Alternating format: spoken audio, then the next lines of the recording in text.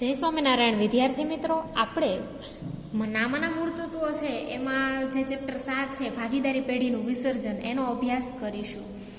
એમાં આપણે એક તો ગુણભાર જોઈએ કે વિભાગ, પ્રશ્નો અને ગુણ છે. કે વિભાગ છે એમાં એ વિભાગ છે એમાં એક પ્રશ્ન એક ગુણનો હશે, બી વિભાગ છે એમાં એક પ્રશ્ન એક ગુણનો હશે અને સી વિભાગ છે એમાં બે પ્રશ્ન કુલ 6 ગુણ હશે.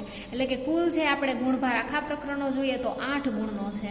તો વિદ્યાર્થી મિત્રો, આપણે દાખલા નંબર 6 છે એની શરૂઆત કરીએ એ પહેલાં આપણે થોડીક થિયરી છે એની સમજૂતી મેળવી લઈએ.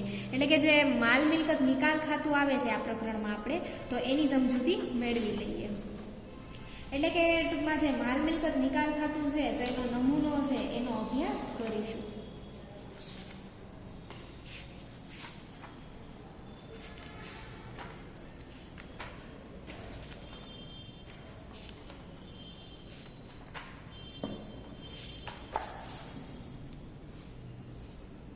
હવે આપણે જોઈએ કે આ માલ મિલકત નિકાલ ખાતાનો નમૂનો એટલે કે માલ મિલકત નિકાલ ખાતું.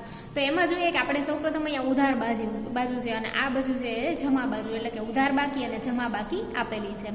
વિગત રકમ રૂપિયા આવી રીતે ફોર્મેટ છે. એમાં પરચુરણ મિલકતો ખાતે એટલે કે સૌપ્રથમ અહીંયા આપણને મિલકતો આપી હોય, એટલે કે દાખલા તરીકે કીધું જમીન, મકાન, પ્લાન્ટ, યંત્ર, ફર્નિચર, રોકાણો, દેવાદારો, લેણી હુંડી અને અન્ય મિલકતો. તો આ બધી જે મિલકતો આપણને આપી છે તો એનો નિકાલ આપણે રોકડ બેંક ખાતાથી કરવાનો. કયા ખાતાથી? રોકડ બેંક ખાતાથી. હવે આ બાજુ જોઈએ પરચુરણ દેવા ખાતે, તો એ બધી જે જવાબદારીઓ છે આપણને આપી છે, એટલે કે લેણદારો, દેવી હુંડી, બેંક ઓવરડ્રાફ્ટ, કારીગર નફા ભાગ ભંડોળ, ચૂકવવાના બાકી ખર્ચા, એ બધાનો નિકાલ છે આપણે રોકડ બેંક ખાતે કરવાનો. એટલે કે ઉધાર બાજુ મિલકતો છે એનો જમા બાજુ નિકાલ થશે, જમા બાજુ દેવા જવાબદારી છે એનો નિકાલ ઉધાર બાજુ થશે. પછી આપણે જોઈએ કે આ બધી આપણને વિગતો આપેલી છે એનો પણ નિકાલ કેવા રોકડ બેંક ખાતેથી કરશું, ઘણી વખત ભાગીદારોના મૂડી ખાતે કરશું, અને આ રીતે આપણે નિકાલ કરશું ભાગીદારોના મૂડી ખાતે. જોગવાઈઓ ખાતે કીધું છે તો એમાં આપણે જોગવાઈનો નિકાલ પણ આ જે જમા હોય તો ઉધાર સાઈડ કરવાનો છે. પણ આપણે આમનું અંદરનું ફોર્મેટ જોઈએ તો મામીની ખાતે ઉધાર તો અંદરનું જમા, મામીની ખાતે જમા તો અંદરનું જે છે એ બધું શું થશે? ઉધાર થશે. એટલે કે જે વિગત આપી હોય કે મામીની ખાતે ઉધાર તે જમીન મકાન ખાતે જમા, મામીની ખાતે ઉધાર તે પ્લાન્ટ યંત્ર ખાતે જમા, આવી રીતે કરવાનું. પછી મામીની ખાતે જમા કરીએ તો રોકડ બેંક ખાતે ઉધાર કરવાનું. એ પછી અલગ અલગ મિલકતો છે એના ખાતા લખવાની જરૂર નથી. તો આવી રીતે નમૂનો છે એ પ્રમાણે આપણે ગણતરી કરીશું. હવે વિદ્યાર્થી મિત્રો, દાખલા નંબર 6 ની ગણતરી કરીએ. તો હવે દાખલા નંબર 6 છે કે પેઢી છે એમાં આપણને કીધું કે પેઢી એ અને બી ની કુલ મિલકતો છે રૂપિયા કેટલી કીધી છે? 1,50,000 છે. તેમાં રોકડ રૂપિયા 10,000 સમાયેલી છે. પેઢીની ચોખ્ખી મિલકતો 1,00,000ની છે. મૂડી અને અનામતનું પ્રમાણ 4:1 છે અને બીની મૂડી કરતાં એની મૂડી રૂપિયા 20,000 વધુ છે. માલ મિલકત નિકાલ ખાતાની ખોટ રૂપિયા 20,000 થયેલ છે. પેઢીનું વિસર્જન થયું. શરૂઆતનું પાકું સરવૈયું બનાવી એ અને બીની છે શરૂઆતની મૂડી શોધો. તો આપણે પાકું સરવૈયું બનાવીએ. એમાં આવશે મૂડી દેવા રકમ રૂપિયા, મિલકત લેણા રકમ રૂપિયા. હવે ગણતરી કરવાની છે. આપણે પાકું સરવૈયું બનાવીએ એ પહેલા આપણે ગણતરી કરવાની છે. તો હવે ગણતરી છે આપણે જોઈએ કે એમાં રકમમાં આપણને શરૂઆતમાં જે બધી વિગતો આપી છે કે એ અને બી ની પેઢીની જે કુલ મિલકતો છે આપણને કેટલી આપી છે? રૂપિયા 1,50,000. એટલે કે આપણે ગણતરી કરીએ અહીંયા કુલ મિલકતો રૂપિયા 1,50,000 આપેલી છે.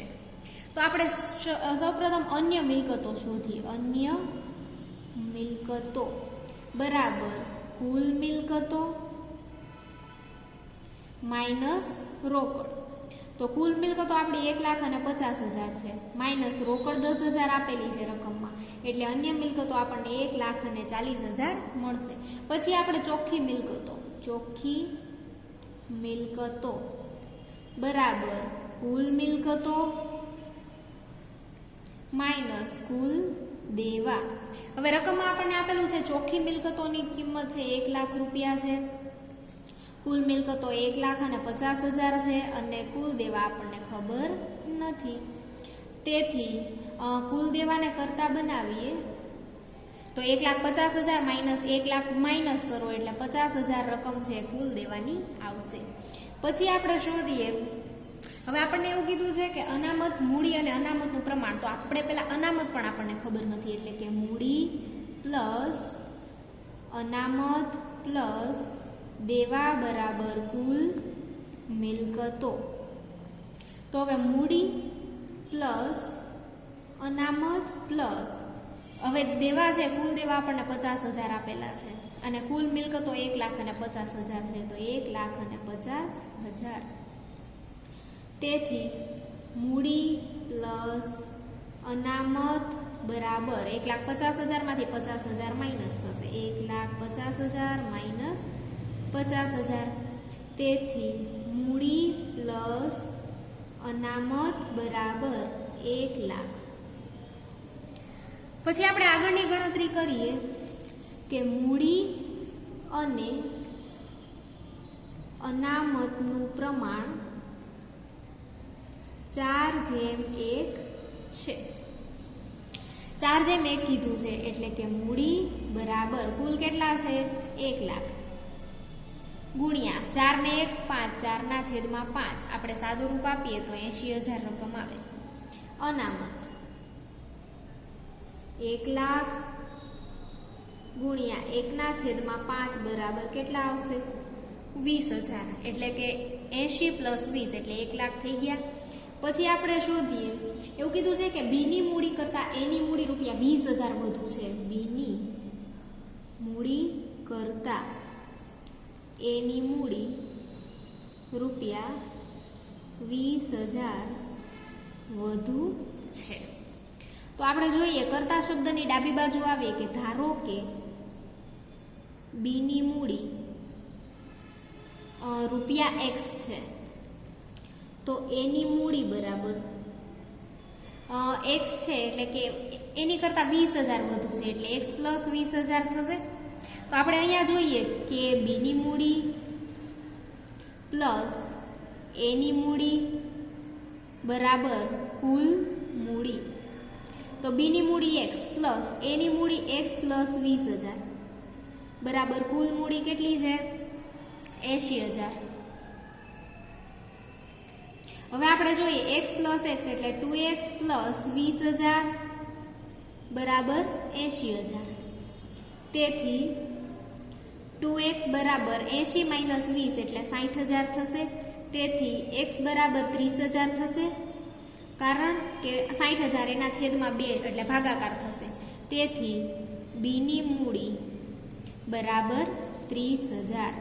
હવે એની મૂડી કીધી છે આપણને x પ્લસ 20,000, એટલે x બરાબર આપણને 30,000 મળ્યા છે પ્લસ 20,000 બરાબર 50,000. એટલે કે એની મૂડી કેટલી થશે? 50,000. હવે આપણે અહીંયા વિગતો છે એમાં લખવાનું છે. તો સૌપ્રથમ આપણે શું લખીશું કે કુલ મિલકતો કેટલી છે? 1,50,000. તો આપણે અહીંયા જે ટોટલ લખીએ છીએ એ 1,50,000 આવે.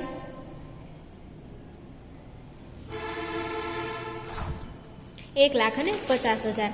પછી અન્ય મિલકતો છે આપણે શોધી છે, કેટલી છે? 1,40,000. તો અન્ય મિલકતો 1,40,000. રોકડ છે 10,000 સમાયેલી છે, એટલે અહીંયા આપણે લખશું રોકડ 10,000. મૂડી છે એમાં આપણે જોઈએ કે એની મૂડી કેટલી છે? 50,000 અને બીની મૂડી છે 30,000 છે. તો મૂડી લખીએ આપણે શરૂઆતમાં. મૂડી એમાં એ અને બી. તો એની મૂડી કેટલી છે? 50,000. બીની મૂડી કેટલી છે? 30,000. એટલે કુલ મૂડી કેટલી આવશે? 80,000. પછી આપણે જોઈએ દેવા છે આપણને 50,000 મળેલા છે, એટલે અહીંયા લખશું, કુલ નો લખીએ તો ચાલે, એટલે દેવા લખશું 50,000. પછી આપણે જોઈએ અનામત છે આપણને 20,000 મળેલી છે, એટલે આપણે અહીંયા લખશું અનામત 20,000. તો આપણે જોઈએ કે કુલ 1,40,000 અને 10,000 1,50,000 થશે. 80,000, 20,000 અને 50,000 એટલે એક પણ 1,50,000. તો આ શરૂઆતનું પાકું સરવૈયું તૈયાર છે. વિદ્યાર્થી મિત્રો, આપણે દાખલા નંબર 6 ની ગણતરી કરી. હવે આપણે દાખલા નંબર 8 ની ગણતરી કરીશું કે વિસર્જન વખતે પેઢીની કુલ મિલકતો રૂપિયા 2 લાખ છે. હવે આપણે દાખલા નંબર 8 જોઈએ કે કુલ મિલકતો 2 લાખ, જે પૈકી ચાલુ મિલકતો 40% છે. હવે આપણે એની ગણતરી કરીએ તો એમાં ચાલુ મિલકતો કેટલી છે? 40%. એટલે આપણે 2 લાખ છે એના 40% કરીએ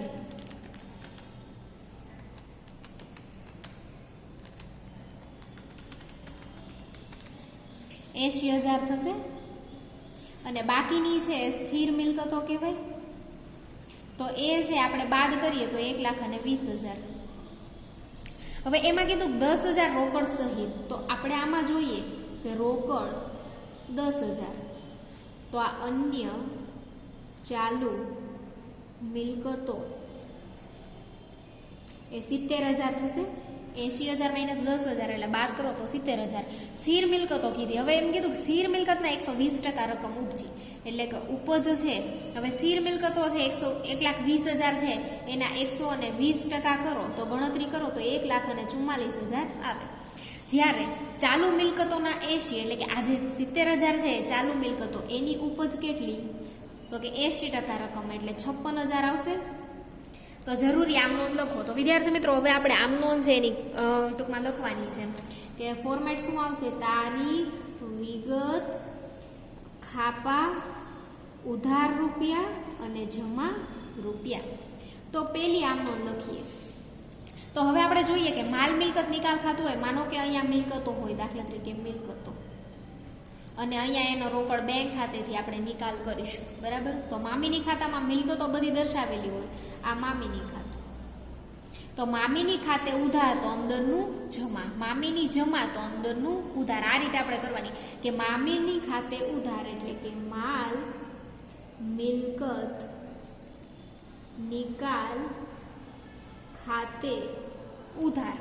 હવે આપણે ઉધાર કરીશું ટોટલ કેટલો? 1,20,000 અને 70,000 એટલે 1,90,000. તે અન્ય ચાલુ મિલકતો ખાતે 70,000,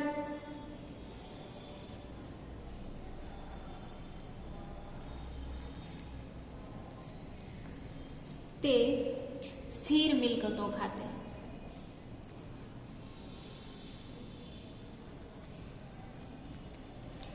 1,20,000. બાબત છે મિલકતોના ખાતા બંધ કરી માલ મિલકત નિકાલ ખાતે લઈ ગયા તેના. બીજી આમ નોંધ કરીએ કે એની ઉપજ કિંમત છે, એટલે કે એનો નિકાલ કરે છે રોકડ બેંક ખાતેથી, તો ઉપજ કિંમત કેટલી? 1,44,000 અને 56,000. એ બંનેનો આપણે ટોટલ કરવાનો છે, એટલે કે 56,000 પ્લસ 1,44,000. તો આપણે નિકાલ રોકડ બેંક ખાતું લખવાનું છે, પછી અલગ અલગ મિલકત લખવાની નથી. એટલે રોકડ બેંક ખાતે ઉધાર 2 લાખ, તે માલ મિલકત નિકાલ ખાતે જમા. માલ મિલકત નિકાલ ખાતે 2 લાખ. બાબત છે મિલકતોની ઉપજ કિંમતે નોંધ કરી તેના.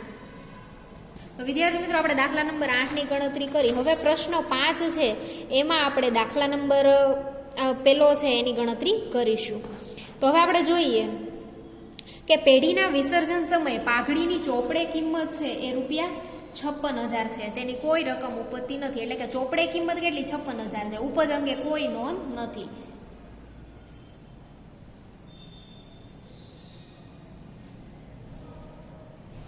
હવે આપણે જોઈએ પ્રથમ આપણે આવું હોય તો અહીંયા લખી શકીએ શ્રી ખાલી જગ્યાની આમ નોંધ. હવે ગણતરી કરીએ કે વિસર્જન સમયે પાઘડીની ચોપડે કિંમત 56,000, એટલે કે પાઘડી છે દાખલા તરીકે માલ મિલકત નિકાલ ખાતું હોય તો એમાં પાઘડી આવી રીતે દર્શાવેલી હોય, માલ મિલકત નિકાલ ખાતે ઉધાર તો અંદરનું જમા. તો આપણે અહીંયા નોંધ કરીએ માલ મિલકત નિકાલ ખાતે ઉધાર 56,000 તે પાઘડી ખાતે 56,000. બાબત પાઘડી ખાતું બંધ કરી માલ મિલકત નિકાલ ખાતે લઈ ગયા. બીજી આમ નોંધ છે ઉપજ નથી એટલે કે ઉપજ અંગે નોંધ થશે નહીં. રકમ લખવાની જરૂર નથી. તો વિદ્યાર્થી મિત્રો પહેલો દાખલો ગણ્યો. હવે આપણે દાખલા નંબર 2 ની ગણતરી કરીએ. હવે એમાં કીધું છે વિસર્જન સમયે પાકા સરવૈયામાં જમીન મકાન 8 લાખ, રોકાણો 2 લાખ, દર્શાવેલા સાનુક્રમે તેના 9 લાખ અને 1,50,000 ઉપજે છે. તો તારીખ, વિગત, ખાપા, ઉધાર રૂપિયા અને જમા રૂપિયા, શ્રી ખાલી જગ્યાની આમ નોંધ. આવી રીતે લખી શકીએ. હવે સૌપ્રથમ આપણે શરૂઆત કરીએ. વિસર્જન સમય એટલે કે જમીન મકાન છે તો મામીની ઉધાર, તો આ જે જમીન મકાન છે જમા થશે.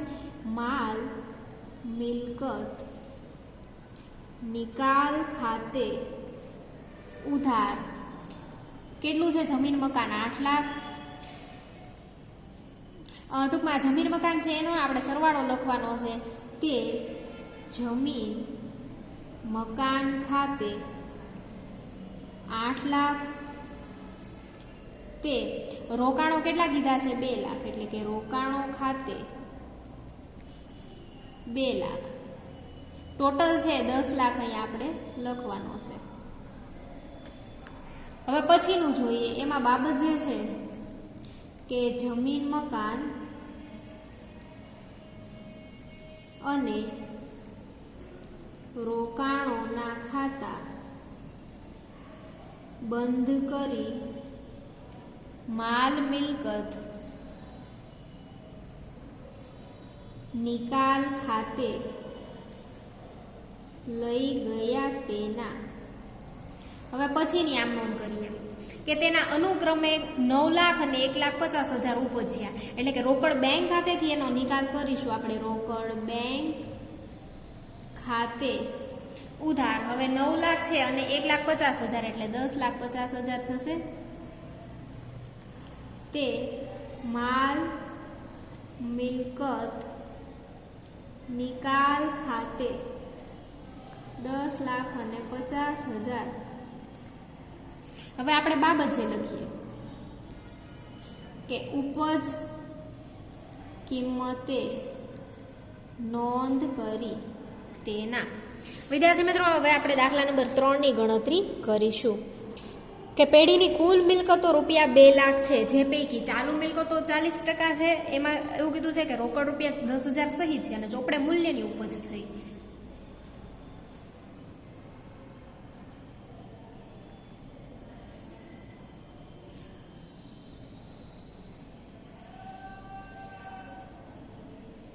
હવે આપણે શરૂઆતમાં જોઈએ એમાં પહેલું તો પહેલા આપણે ગણતરી કરી લઈએ કે કુલ કેટલી છે? 2 લાખ. આપણે અગાઉ ગણતરી કરી સેમ આવું જ છે દાખલો, પણ થોડોક ફેરફાર છે. કુલ 2 લાખ છે.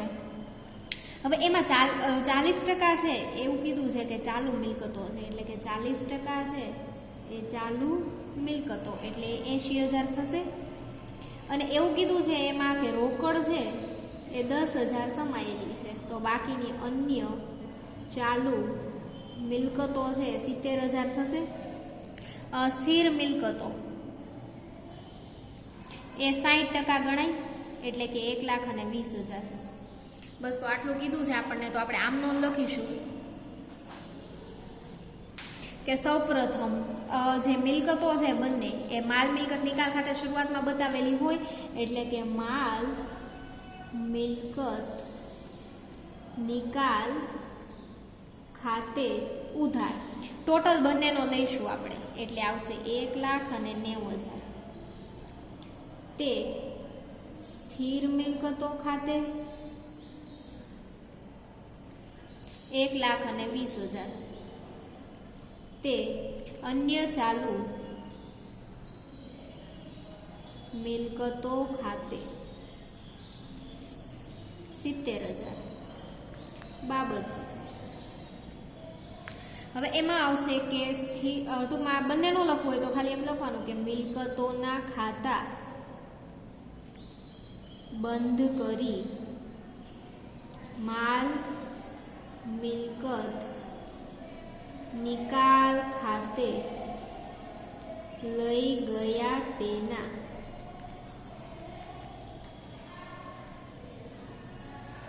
બીજી નોંધ કરીએ આપણે તો બંનેની મૂલ્યની ઉપજ થઈ એટલે આ જ મૂલ્ય ઉપજે છે બંનેનું તો રોકડ બેંક ખાતે ઉધાર 1,90,000 તે માલ મિલકત નિકાલ ખાતે 1,90,000. વિદ્યાર્થી મિત્રો આપણે બાબત જે લખીએ કે ઉપજ કિંમતે નોંધ કરી તેના.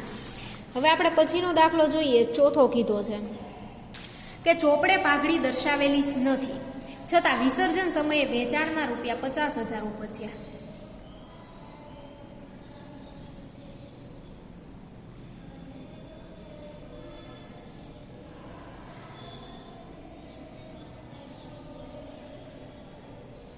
હવે આપણે આમ નોંધ કરીએ કે ચોપડે પાઘડી દર્શાવેલી નથી એટલે કે માનો કે આપણે જોઈએ તો આ મામીની ખાતું તો આવી રીતે પાઘડી હોય એ ઉધાર અને જમા તો પાઘડી છે ખરેખર દર્શાવેલી જ નથી છતાં વેચાણ એટલે કે વિસર્જન સમયે એનું જે વેચાણ કરો છો તો એના જે ઉપજે છે કેટલા 50,000 ઉપજે છે એટલે કે આપણે જોઈએ તો અહીંયા રોકડ બેંક ખાતે એની જે ઉપજ કિંમત આપણને મળે છે એટલે કે આ જે છે દર્શાવેલી નથી એટલે આ આમ નોંધ કરવાની આપણે જરૂર નથી ડાયરેક્ટ આ જ આમ નોંધ કરીએ તો એનું જે ઉપજ કિંમત કીધું એટલે કે રોકડ બેંક ખાતે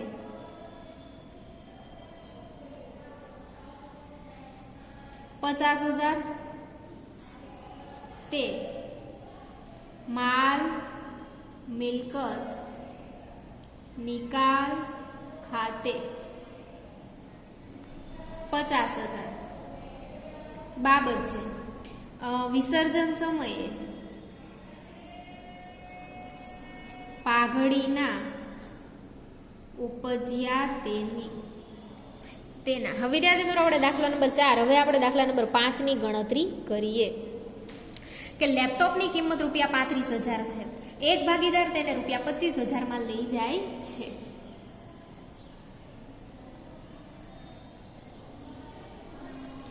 તારીખ વિગત ખાપા ઉધાર રૂપિયા જમા રૂપિયા.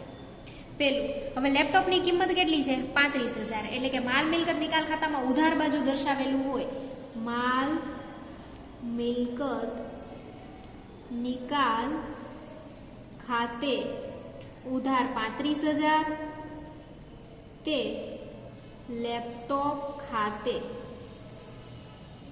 35,000. હવે એક ભાગીદાર લઈ જાય છે એટલે આપણે ભાગીદારનું નામ લખીશું. એ પહેલા આપણે બાબત જે લખી લઈએ કે લેપટોપનું ખાતું બંધ કરી માલ મિલકત નિકાલ ખાતે લઈ ગયા તેના.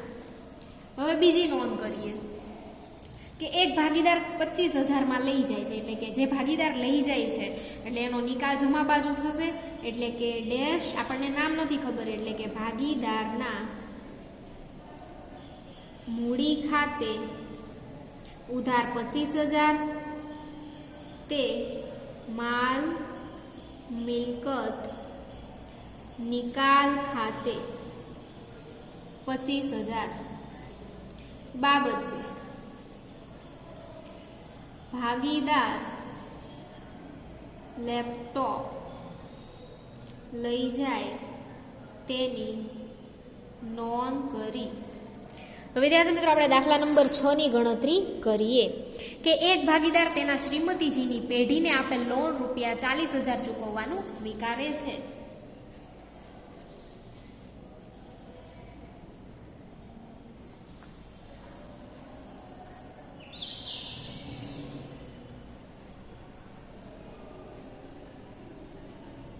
હવે એક ભાગીદાર છે શ્રીમતીજીની પેઢીને આપેલ લોન છે એટલે કે જે ભાગીદાર છે સ્વીકારે છે લોન છે ટૂંકમાં એ જવાબદારી છે એટલે કે જે આમ કહેવાય ને કે આપણને જમા બાજુ બતાવેલું હોય મામીની ખાતાની કે જે શ્રીમતીજીની પેઢીને આપેલ લોન છે એક જવાબદારી છે, આપણે એની આમ નોંધ કરીએ કે શ્રીમતીજીની લોન ખાતે ઉધાર 40,000 તે આપણે એક જે ટૂંકમાં ભાગીદાર સ્વીકારે છે એટલે એની જ આપણે નોંધ કરીશું. તે ડેશ ભાગીદારને મૂડી ખાતે 40,000 બાબત જે લખીએ કે ભાગીદાર શ્રીમતીજીની પેઢીને આપેલ લોન ચૂકવવાનું સ્વીકારે તેની નોંધ કરી. તો વિદ્યાર્થી મિત્રો આપણે દાખલા નંબર 6 ની ગણતરી કરીએ. તો આ વિડીયો લેક્ચરમાં આપણે આટલું રાખીએ. હવે પછીનું નેક્સ્ટ વિડીયો લેક્ચરમાં અભ્યાસ કરીશું. જય સ્વામિનારાયણ.